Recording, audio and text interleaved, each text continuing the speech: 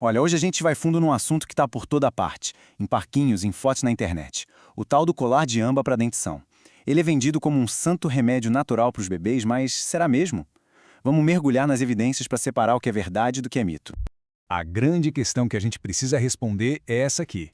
Esses colares são uma solução suave, que vem da natureza, para o desconforto da dentição? Ou eles escondem um perigo que muita gente nem imagina? Vamos analisar os fatos. Primeiro, não dá para negar. A popularidade desses colares é imensa. Eles são vendidos como aquela alternativa natural aos remédios, sabe? Isso atrai muito quem cuida de bebês e busca soluções, digamos, mais holísticas para o chororô da dentição.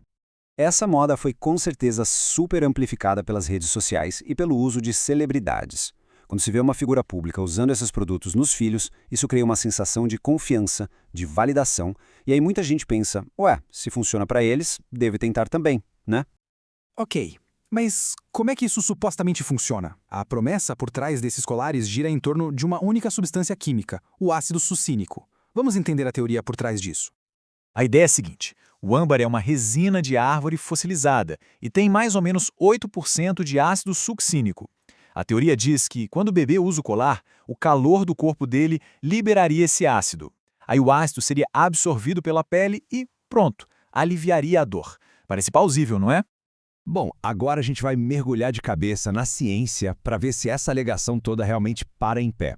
E é exatamente aqui que a história começa a desmoronar.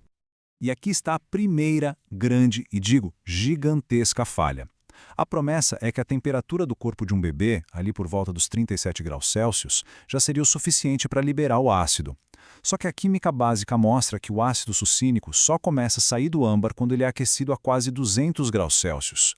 É fisicamente impossível o corpo de um bebê chegar a essa temperatura.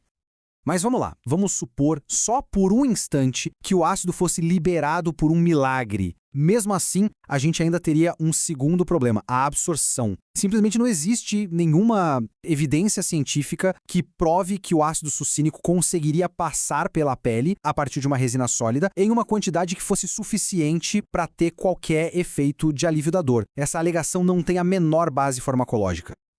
Então, peraí, se não funciona, por que tanta gente acredita que funciona? Os estudos sugerem que a resposta é o famoso efeito placebo, mas não no bebê, o efeito em quem cuida dele. As pessoas se sentem mais calmas e proativas por terem achado uma solução, e isso acaba influenciando a percepção que elas têm do desconforto da criança.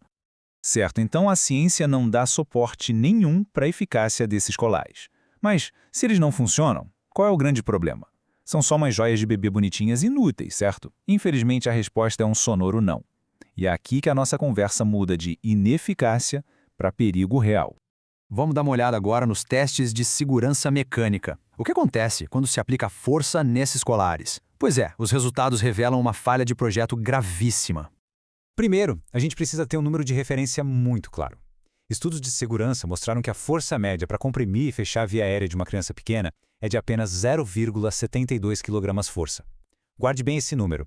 Ele é a linha que separa a segurança de uma situação que pode ser fatal. Agora, o dado realmente chocante. Em testes de segurança que simularam uma criança ficando presa pelo colar, 80% dos colares de âmbar testados não arrebentaram quando essa força de 0,72 kgf foi aplicada. Pensa bem nisso. A grande maioria desses produtos é mais forte que a via aérea da criança. Essa tabela aqui resume perfeitamente o tamanho do problema. Não é só que 80% falham no teste crucial de segurança da via aérea. Quase metade deles também falham no padrão básico da indústria para joias infantis, que exige que o fecho se rompa com uma força de quase 7 quilos. Ou seja, eles falham tanto no cenário de vida ou morte, quanto no padrão básico de segurança. E esses testes nos levam diretamente a dois riscos fatais, muito claros e já documentados. O primeiro é o estrangulamento, se o colar ficar preso em alguma coisa e não arrebentar. E o segundo é o engasgo, que pode acontecer se o colar quebrar e a criança colocar uma daquelas bolinhas na boca. E os dois cenários, infelizmente, já aconteceram. Diante de todas essas evidências, não é de se espantar que as maiores autoridades de saúde do mundo tenham chegado a um consenso bem claro e unificado. Vamos ver o que eles dizem.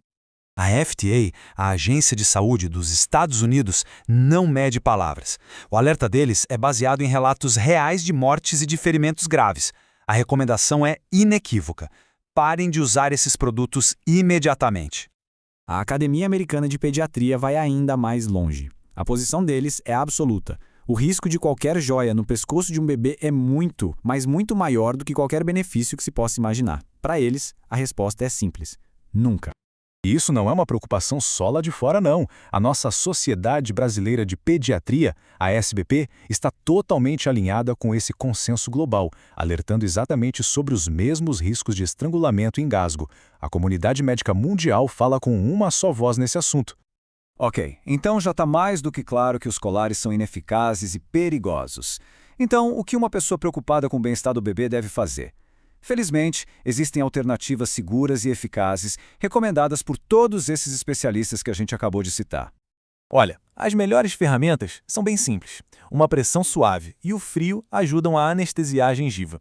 Um mordedor sólido e geladinho ou uma massagem com o dedo limpo são as primeiras linhas de defesa. E claro, se a dor parecer muito forte, a melhor opção é sempre conversar com um pediatra. E tão importante quanto saber o que fazer é saber o que evitar. Além dos colares, as autoridades de saúde alertam muito contra o uso de géis para dentição que tenham substâncias como benzocaína ou beladona, que também trazem riscos sérios para a saúde dos bebês. E tudo isso nos leva à pergunta final. Depois de analisar a falta de evidência científica e o perigo mecânico que é claro e documentado, a questão que fica é essa. Uma moda passageira, impulsionada por redes sociais, pode justificar um risco, por menor que pareça, à vida de uma criança? A ciência e os médicos nos dão uma resposta bem clara para isso.